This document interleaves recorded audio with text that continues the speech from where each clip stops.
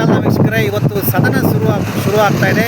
ಈ ಸದನ ಶುರುವಾಗಂಥ ಸಂದರ್ಭದಲ್ಲಿ ನಾನು ಶಾಸಕ ಶರಣಗೌಡ ಕುಂದನಕೋರನ್ನವರು ಮಾತನಾಡಿದ ಮಾತುಗಳನ್ನು ನಾನು ಕೇಳ್ತಾ ಇದ್ದೆ. ಮತ್ತು ಅವರು ಡಿ ಕೆ ಶಿವಕುಮಾರ್ ಅವರು ಕೂಡ ಮೆನ್ಷನ್ ಮಾಡ್ತಾರೆ. ಇಲ್ಲಿ ಭಾಳ ಸ್ಪಷ್ಟವಾಗಿ ಇದೆ. ಇವತ್ತು ಧರ್ಮಸ್ಥಳ ಮಂಜುನಾಥ ಸರ್ವಶಕ್ತ, ಕೋಟ್ಯಾಂತರ ಭಕ್ತರ ಒಂದು ದಯಪಾಲಕ ಮತ್ತು ಈ ಸರ್ವಶಕ್ತ, ಈ ಏನು ಸೃಷ್ಟಿಕರ್ತ, ಅವನು ಇಡೀ ಸೃಷ್ಟಿ ಲಯಕಾರಕ ಸೃಷ್ಟಿಕಾರಕ ಧರ್ಮಸ್ಥಳ ಮಂಜುನಾಥ. ಈ ಧರ್ಮಸ್ಥಳ ಮಂಜುನಾಥನನ್ನು ಕಾಪಾಡೋದಕ್ಕೆ ಶಾಸಕರುಗಳು ಬರಬೇಕಾ? ಕರ್ನಾಟಕದ ಶಾಸಕರುಗಳು, ಕರ್ನಾಟಕದ BJPಯ ಮತ್ತು JDS ಶಾಸಕರುಗಳು ಬರಬೇಕಾ? ಮತ್ತು ಈ ಕರ್ನಾಟಕ ಮತ್ತು JDS ಮತ್ತು BJPಯ ಶಾಸಕರುಗಳಿಗೆ ಲೀಡರ್ ಯಾರು? ಈ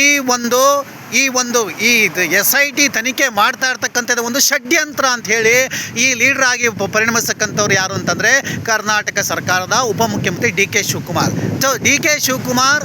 ಇವರು ಯಾರ ಪರ ಷಡ್ಯಂತ್ರ ಅಂತ ಹೇಳ್ತಾರೆ, ಯಾರ ಪರ ಕಾಪಾಡೋದು ಅಂದರೆ ಧರ್ಮಸ್ಥಳ ಮಂಜುನಾಥನ ಕಾಪಾಡ್ತಾ ಇದ್ದಾರೋ ಅಥವಾ ಧರ್ಮಸ್ಥಳದ ವೀರೇಂದ್ರ ಹೆಗ್ಗಡೆ ಅವರ ಕುಟುಂಬವನ್ನು ಕಾಪಾಡ್ತಾ ಇದ್ದಾರೆ? ಭಾಳ ಸ್ಪಷ್ಟವಾಗಿ ಜನ ಪ್ರಶ್ನೆ ಮಾಡ್ತಾ ಇದ್ದಾರೆ. ನಾನೀಗ ಟ್ರಾವೆಲ್ ಮಾಡ್ತಾ ಇದ್ದೀನಿ, ನೂರಾರು ಜನ ನಾನು ಪ್ರಶ್ನೆ ಮಾಡಿದ್ದಾರೆ, ಏನು ನಡೀತಾ ಇದೆ ರಾಜ್ಯದಲ್ಲಿ ಅಂತೇಳಿ. ಅಂದರೆ BJP ಮತ್ತು JDS ನಾಯಕರಾಗಿ ಡಿ ಕೆ ಶಿವಕುಮಾರ್ ಮಾತಾಡ್ತಾ ಇದ್ದಾರೆ. ಸರ್ಕಾರ ಎಚ್ಚೆತ್ಕೋಬೇಕು, ರಾಹುಲ್ ಗಾಂಧಿ ಎಚ್ಚೆತ್ಕೋಬೇಕು, ಡಿ ಕೆ ಶಿವಕುಮಾರ್ ಅವ್ರಿಗೆ ಸರಿಯಾದ ಪಾಠವನ್ನು ಕಲಿಸಬೇಕು.